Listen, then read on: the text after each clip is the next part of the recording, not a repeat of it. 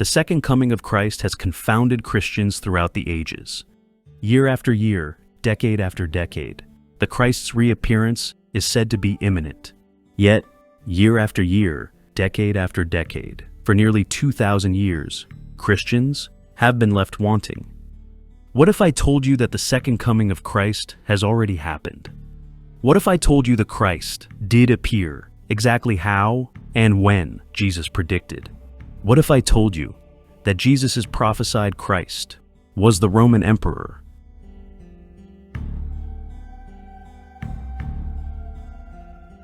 Jesus' prophecy, commonly referred to as the prophecy of his second coming, pertains to an anticipated war that will result in the destruction of the Jerusalem temple. Jesus declares that this calamity for the Jews will coincide with the coming of the Son of Man. The Son of Man, as explained in the previous video in this series, is a title from the book of Daniel for the Jewish Messiah, or Christ. It is the week of Passover. Jesus' ministry is coming to a head as he arrives in Jerusalem, where he has predicted his own crucifixion will occur. Jesus goes preaching in the Jerusalem temple court. As he and his disciples are leaving, Jesus pronounces that the temple will soon be destroyed. "Do you see all these things?" he asked. "Truly I tell you, not one stone here will be left on another. Everyone will be thrown down." They return to their camp on the Mount of Olives, where Jesus reveals the details of his prophecy. Jesus foresees war, famine, and disaster that will be wrought upon Jerusalem, which will culminate in the destruction of the Holy Temple. He predicts that, before the end of the war, the Jews will experience the biblical abomination of desolation, where foreign idols will be seen erected in the Holy Temple, a great insult to Jewish religious law. Jesus then warns of false prophets and false Christs, who will lead the Jewish people astray and into the throes of this great calamity. He predicts that this will be a time of great distress for Jews, especially their nursing mothers. Jesus tells his disciples that coinciding with the temple's abomination and destruction, the Jews' Christ, the Son of Man, will emerge and be seen in the east. "Just as the lightning flashes in the east and is seen in the very west, so will be the coming of the Son of Man. Wherever the dead body is, there will the eagles flock together." Jesus continues, "Then will appear the sign of the Son of Man in heaven, and then all the peoples of the earth will mourn when they see the Son of Man coming on the clouds of heaven with power and great glory." Jesus tells his disciples when they should expect all of this to occur. "Truly I tell you, this generation will certainly not pass away until all these things have happened." Included in the Gospel of Luke, Jesus predicts that during the siege, Jerusalem will be encircled with a wall. "The days will come upon you when your enemies will build an embankment against you and encircle you and hem you in on every side." The famous book, The Wars of the Jews, which was written following the war in 75 CE, gives us a first-hand historical account of Rome's siege of Jerusalem. It is the sole surviving record of the events, and it is considered to be one of the most important books of history ever written. Christian scholars, dating back to circa 200 CE, have cited the events recorded in the Wars of the Jews as proof that Jesus' second coming prophecy was fulfilled. They have claimed it is evidence of his divinity. However, they have not been able to agree on why Jesus was a no-show. Modern-day secular scholars have favored a more earthly explanation for the Gospel's predictive power, concluding that the Gospel story must have been written following the events of the war. This would enable the authors to insert the precisely accurate second coming prophecy with the benefit of knowing that the predicted events had already occurred. But secular scholars have encountered the same problem. Why would the Gospel authors manufacture this prophecy, knowing its defining culmination would go unfulfilled? What they have failed to recognize is the Roman provenance of the New Testament gospel literature and its nature as Roman propaganda. Jesus is not predicting his own return. He is predicting the coming of the Roman Emperor. The Son of Man from Jesus' prophecy is Titus Flavius, the Roman general at the head of the besieging Roman army. Let's take a look at the historical account. The Roman siege of Jerusalem begins during the week of Passover in the year 70 CE. the fighting breaks out on the eastern flank of the walled city. Titus Flavius, the son of the newly crowned Roman Emperor, leads Rome's 10th Legion in battle to secure the Roman encampment on the Mount of Olives. As Jesus predicted, the Jews first see Titus in the east, on the infamous Mount of Olives, the exact site where Jesus is recorded to have given his prophecy. During the 4-month-long siege, Titus erects a palisade wall encircling the entire city, which cuts off the Jews' supply lines, fulfilling another of Jesus' predictions. His opinion was that if they aimed at quickness, joined with security, they must build a wall round about the whole city. So Titus gave orders that the army should be distributed to their several shares of this work. And indeed, there now came upon the soldiers a certain divine fury. A curious choice of words. As a result of Titus's wall, the severity of Jesus' prophesied famines is greatly amplified, so much so that nursing mothers are especially hard hit, just as Jesus predicted. We read, "A nursing mother slew her son, and then roasted him, and eat the one half of him, and kept the other half by her concealed." Right on cue, as Titus's legions are breaking through the Jews' final temple defenses, and with chaos ensuing all around, we read explicitly about the false prophets that Jesus had warned of. The prophets were imposing upon the Jewish fighters not to flee, for although all seemed lost, they claimed God would surely deliver them. These prophets were indeed false. In the following passages, and not without the author's own acknowledgement of the absurdity of this apparently sincere claim, we read about Jesus' predicted signs in the clouds. Before sunsetting, chariots and troops of soldiers in their armor were seen running about among the clouds. Moreover, as the priests were going by night into the inner court of the temple, they said that in the first place they felt a quaking and heard a great noise. Who else could chariots and soldiers be the sign of, other than the leader of the besieging Roman army? Jesus' predicted earthquakes are also recorded here.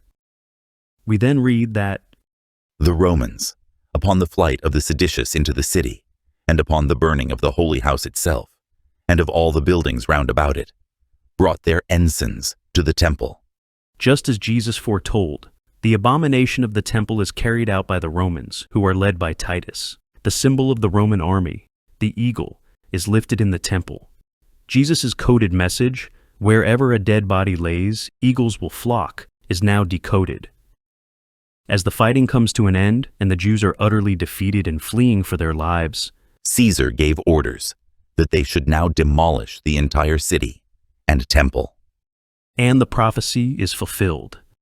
Jesus said that his prophecy would be fulfilled before the generation of people listening to him passed away. This is crucial. Jesus' prediction was made during the week of Passover in approximately the year 30 CE.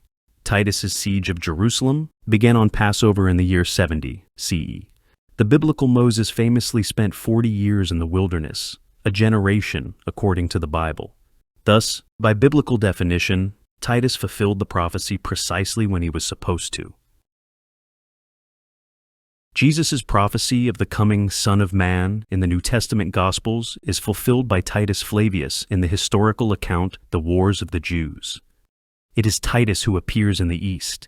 It is Titus who encircles Jerusalem with a wall. It is Titus' signs seen in the clouds. It is Titus who brings the abomination of desolation.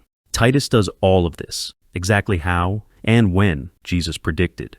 And it is Titus who destroys the temple. He is the only man in history who could be Jesus' Son of Man. Titus Flavius is the Son of Man, the Christ, of Jesus' prophecy. In the previous video in this series, we laid out how New Testament Christianity and the figure of Jesus represents a distinctly pacified first-century redefining of the original Jewish Christianity. The Jewish Christian zealots throughout this period have been leading a growing radical faction of Jews in a violent rebellion against Rome. Consequently, Rome would be the greatest benefactor from the introduction of this new, submissive, peace-loving version of the Christian ideology. The next logical step is to consider the possibility that the New Testament literature may have been produced by Rome itself as a form of religious political propaganda. Now that we can see Titus Flavius is the Son of Man from Jesus' second coming prophecy, We have clear evidence of a Roman hand involved in the creation of the Gospels. This simply cannot be ignored. The Jews' unique monotheistic revulsion of emperor worship, required by conquered nations, resulted in an attempt at overthrowing Roman rule by the Jewish Christian zealots. The Flavians, within their Romanized Christian propaganda, set up Caesar as the Christ using a literary sleight of hand, achieving their final and ultimate victory over the Jews. Moreover, the Flavians desired to commandeer the ideology and diffuse its virulent rebelliousness. By creating a theological barrier, they could stop the spread of the radical Jewish form of Christianity and prevent the rebellion's reemergence after the war. This new Romanized Christianity would also provide an avenue of integration for the many millions of Jewish slaves who had been brought into the lands of the empire. The all-important historical account of this period, the Wars of the Jews, was written by Josephus, Flavius Josephus. Flavius Josephus was the imperial court historian of the Flavians during their reign. The Wars of the Jews is the only surviving historical account of the war, by design of the Roman state's total control of literature during the period. We know very little about the authors of the New Testament Gospels. Notably, their authorship is dated to the period of Flavian rule. They were allegedly written by Jewish peasant fishermen in the Galilean countryside who had received the oral tradition of Jesus' story. However, we have demonstrated that there is dependency between the two texts. What the New Testament Gospels predict, the Flavian history records fulfilled with detailed precision. This phenomenon was first discovered by the author Joseph Atwill and revealed in his groundbreaking book, Caesar's Messiah, published in 2005. Atwill demonstrates that the New Testament Gospels, read side by side with Josephus's account of the Flavian campaign, will reveal an intentionally laid interplay between the two texts that is disguised from the reader who is familiar with only one of the texts. Once understood, the veil is removed, and the text can be decoded to disclose the true authors of the Gospels and their nature as first-century Roman propaganda. Jesus' prophecy of the coming Flavian Son of Man is only the linchpin of this intertextual system Atwill refers to as the Flavian signature, a system which connects the whole of Titus's Judean campaign and Jesus' entire ministry. The Flavian signature will be a subject of its own video. But that is not all. In Caesar's Messiah, Atwill goes even further to reveal that on a deeper esoteric level, this intertextual system contains a sophisticated and brutal satire of the emperor's troublesome Jewish subjects, a self-indulgent display of the Flavians' vanity, and an exhibition of their ingenuousness to posterity. This is a truly surreal proposition, considering New Testament Christianity's subsequent rise to prominence and the seemingly sincere account of history presented to us by the Flavians. A striking and hilarious example of this satire is contained within the chapters of Wars of the Jews we have been discussing in this video. Josephus inserts the following passages in the middle of the chapter detailing the destruction of the temple, immediately succeeding the account of the Flavian Son of Man signs in the clouds. In this ostensibly earnest record of history, the Flavian historian gives us this peculiar anecdote. But what is still more terrible, there was one Jesus, the son of Ananus, a plebeian and an husbandman, who, 4 years before the war began, and at a time when the city was in very great peace and prosperity, began on a sudden to cry aloud. A voice from the east, a voice from the west, a voice from the four winds, a voice against Jerusalem and the holy house, a voice against the bridegrooms and the brides, and a voice against this whole people. A story of another Jerusalem doomsday prophet, named Jesus, that Josephus inserts precisely at the moment in the historical narrative that the doomsday prediction of the gospel Jesus is being fulfilled. This Jesus also turns the other cheek when persecuted. This was his cry, as he went about by day and by night, in all the lanes of the city, however certain of the most eminent among the populace, had great indignation at this dire cry of his, and took up the man, and gave him a great number of severe stripes. Yet did not he either say anything for himself, or anything peculiar to those that chastised him, but still went on with the same words which he cried before. Just like Jesus from the Gospels, this Jesus is arrested by the Jewish leaders in Jerusalem for having a sort of divine fury. Hereupon our rulers, Supposing, as the case proved to be, that this was a sort of divine fury in the man, brought him to the Roman procurator, where he was whipped till his bones were laid bare.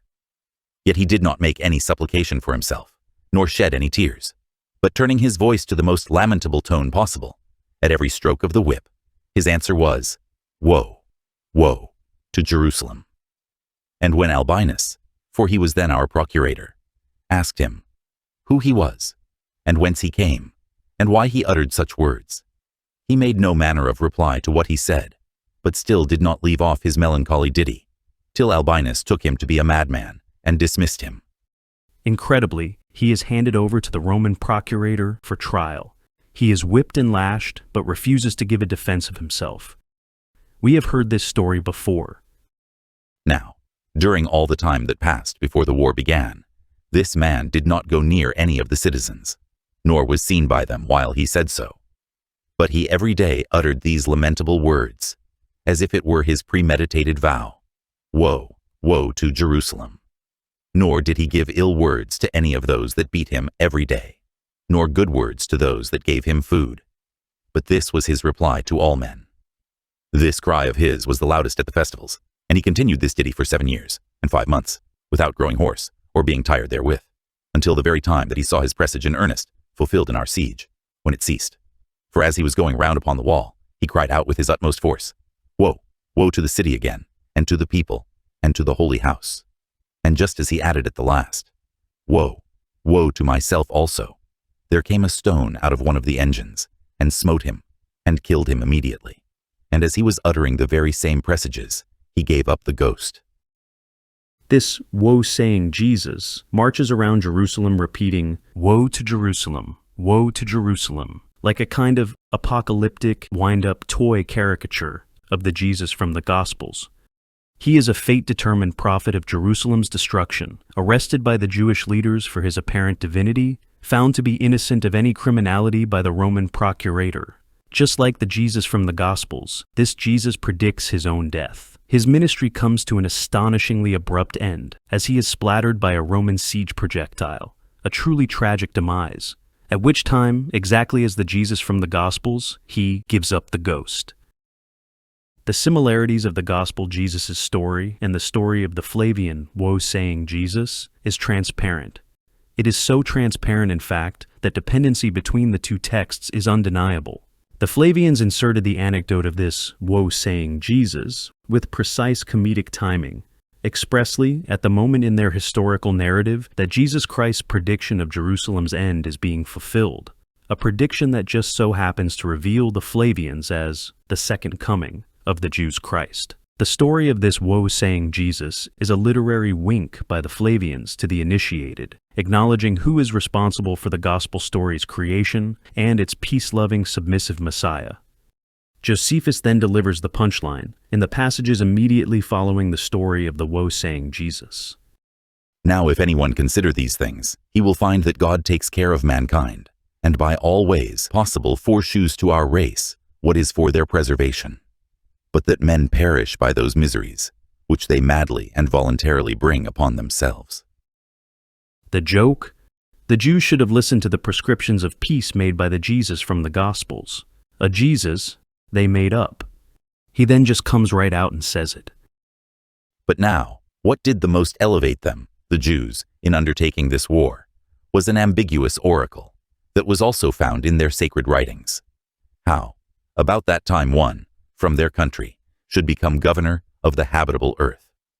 The Jews took this prediction to belong to themselves in particular, and many of the wise men were thereby deceived in their determination. Now, this oracle certainly denoted the government of Vespasian, who was appointed emperor in Judea.